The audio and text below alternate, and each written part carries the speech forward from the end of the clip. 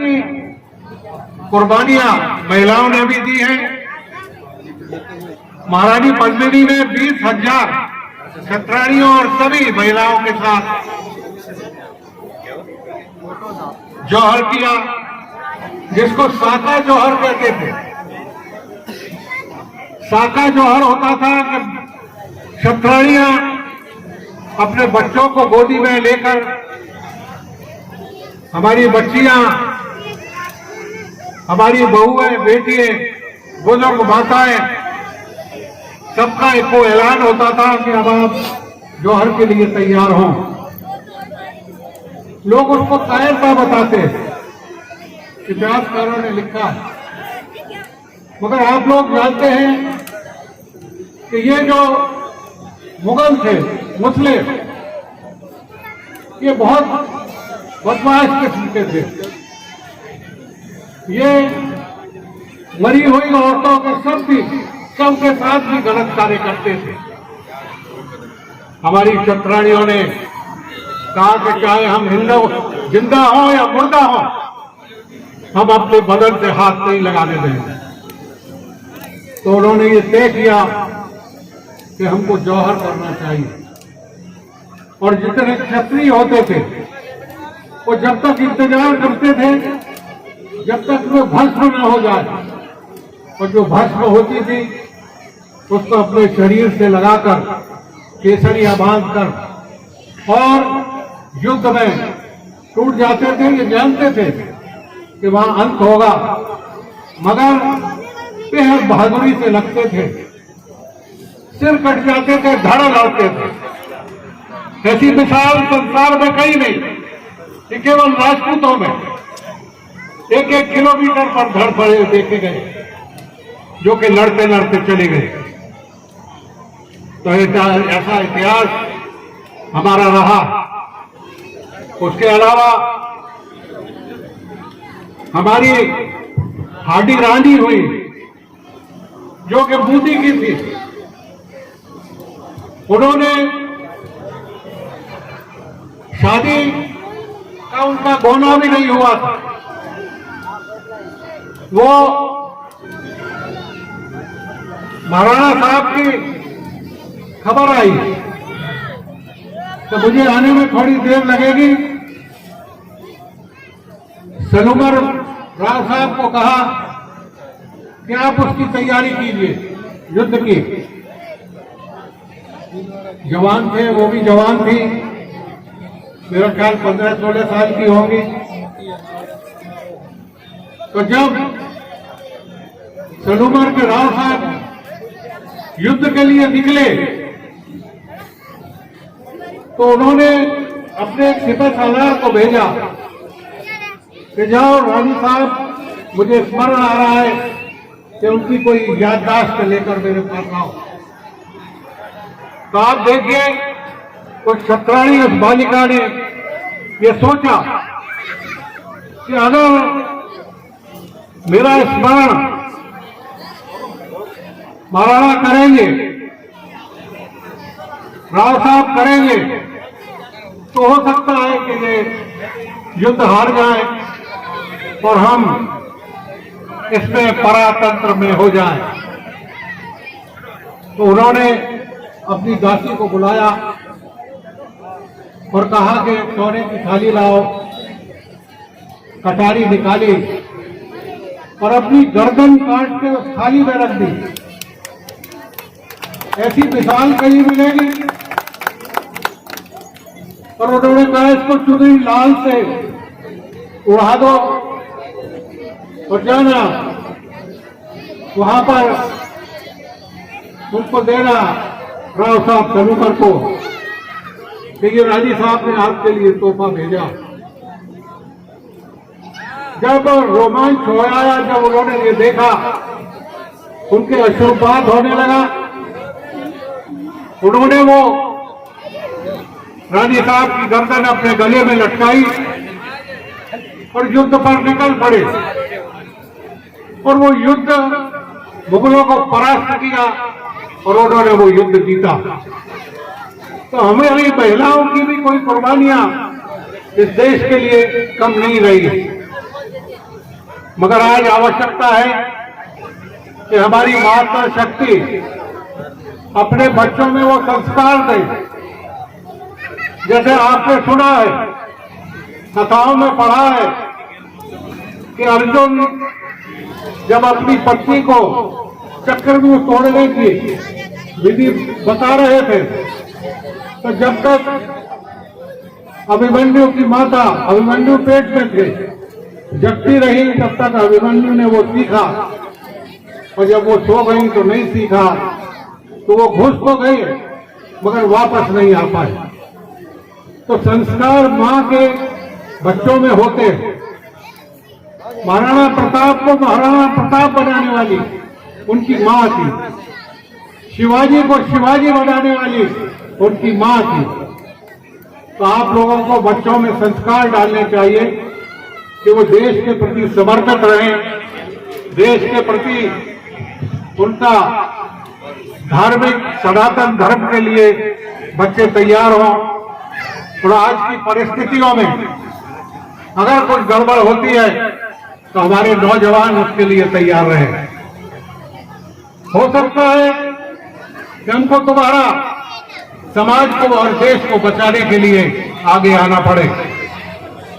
तो मैं काफी आपको बताया, ज्यादा न कहकर अंत में यही कहूंगा कि ये आज देश की, समाज की आवश्यकता है कि हम अपने बच्चों में संस्कार डालें, धार्मिक संस्कार डालें, उनका चरित्र का निर्माण करें। कहते हैं character is lost, everything is lost. जब हम चरित्र से गिर जाते हैं तब हम अपना नुकसान करते हैं। ऐसी मिसालें पुरानी भी हैं कि हमारे भाई, हमारे रिश्तेदार, हमारे वो लोग मुगलों से मिले और हमने बहुत से युद्ध हारे। इसके लिए हमको ये प्रण लेना चाहिए कि हम देश के प्रति समर्पित रहें। अगर आज महाराणा के परिवार ने 1000 वर्ष इन आतंकियों से युद्ध न किया होता तो आज सनातन धर्म नहीं था रहता, हमारी छुट्टियां नहीं रहती, हम कहीं मस्जिदों में नमाज पढ़ रहे होते। कई देशों में ऐसा हुआ जहां पर के मुगल गए और वो देश मुगल हो गए, वो वहां मुसलमान हो गए। और हमने अफगानिस्तान में जब मारावल साहब, बप्पा रावल लौटे तो उन्होंने अपने भतीजे को वहां गद्दी पर बैठाया अफगानिस्तान में, और उनके कार्यकाल के बाद 300 साल तक मुगल भारतवर्ष की सीमा में नहीं पहुंच पाया। तो ये हमारे क्षत्रियों की एक परंपरा रही है, इससे हम लोग सीखें, जानें और हम बच्चों में संस्कार दें, ये आवश्यक है। मैं ब्रिज से आता हूं, जैसा अभी पंडित जी ने जिक्र किया, तो मैं वहां का भी थोड़ा सा दृष्टांत आपको सुनाता हूं। एक बार मां यशोदा, तो मैं सुबह मक्खन पहले अभी भी गांव में होता होगा, बेलोती थी, बड़ा घड़ा मटका होता था उसमें, और भगवान वहां शैया पर सो रहे थे। भगवान कृष्ण बालक थे। तो जब उन्होंने वो बिलोने की आवाज सुनी तो भगवान की आंख खुल गई, जग गए, और उन्होंने उठकर मां के पास पहुंच गए। मां जानती थी कि ये उठेगा और मुझसे मक्खन मांगेगा, तो उन्होंने एक हाथ में उनके मक्खन दिया, एक हाथ में रोटी दी, और भगवान कृष्ण उसको लेकर आंगन में खाने के लिए पहुंच गए। तो वहां एक सुबह सुबह कौवा भी आ गया, नागभूषण,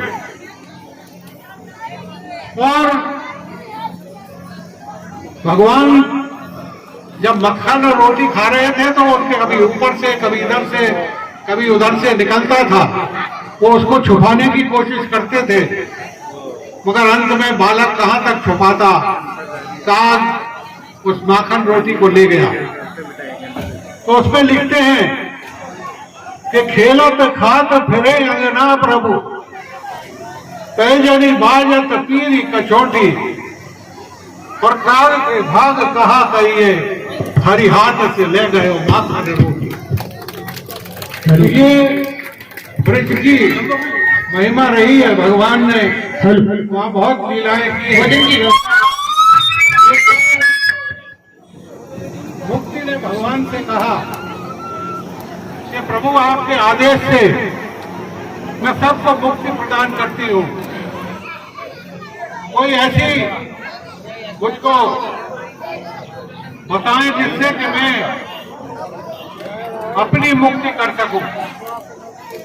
तो भगवान ने कहा कि मुक्ति कहे भगवान से, मेरी मुक्ति बताओ। तो भगवान ने कहा कि ब्रज रज ओढ़ मस्तक लगे, मुक्ति हो जाए। जाओ ब्रज में भगवान की स्तुति करो, ब्रज रज को मस्तक से लगाओ, तुम्हारी मुक्ति हो जाएगी।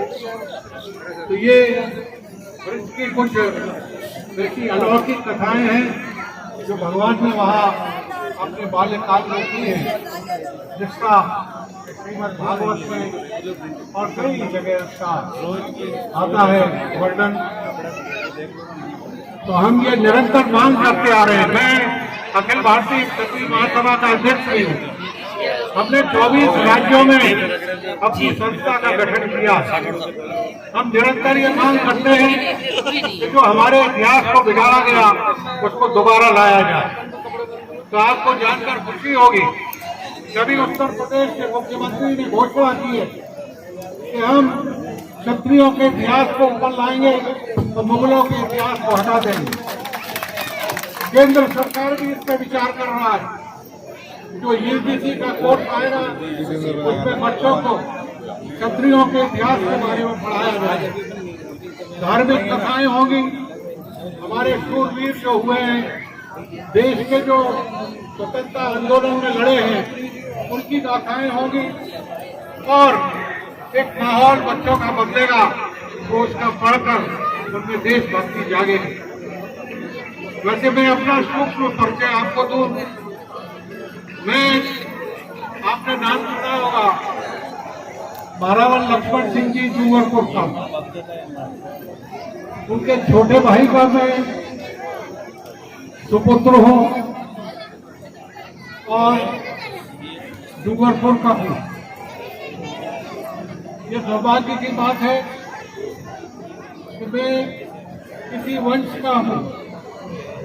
11वीं शताब्दी में मारावल सावंत सिंह जी किसी कारणवश चित्तौड़ से अलग हुए थे, बड़े भाई, इसलिए डूंगरपुर बांसवाड़ा इनके आगे मारावल लगता और उदयपुर के आगे महाराणा लगता। तो आज रिश्ते में भी जो हमारे महाराणा महेंद्र सिंह हैं, उनके छोटे ब्रदर हैं, उनका मैं काका होता हूँ, मुझे काका साहब बुलाते हैं। ये मेरा सौभाग्य है, मैं उस कुल में जन्म लिया है और ये कुल भगवान राम के एक मिनट बैठो बड़े पुत्र नव के वंशज हैं। आप सबसे सिर्फ 5 मिनट का और सिर्फ 5 मिनट, हाँ ऐसे बैठ जाओ। इनका गोत्र वैशंपायन है। यही बात है, बात समाप्त करता हूँ। मेरे साथ बोलेंगे भारत।